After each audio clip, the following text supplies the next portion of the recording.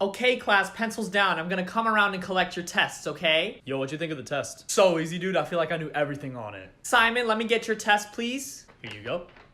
Simon, I can't give you credit for this. Wait, why? Because you didn't show your work like I asked. But I answered all the questions. I should get credit for that, right? That doesn't matter. You always have to show how you got your answer in the first place. One of the questions was 5 plus 5. How am I gonna show my work for that? Simon, there's a lot of ways you could do that. You could tally them out, for example. You want me to tally them? What is this, prison? Simon, you should have read the directions. How else am I supposed to know that you didn't cheat? Who needs to cheat for 5 plus 5? I did. Doug, shut up. Enough of this. Go to the principal now. I'm not going until you. Times like this when I just want to hibernate. What happened this time? Teacher's mad because I didn't show my work. Look. 5 plus 5? What does she want you to do? Tally them out?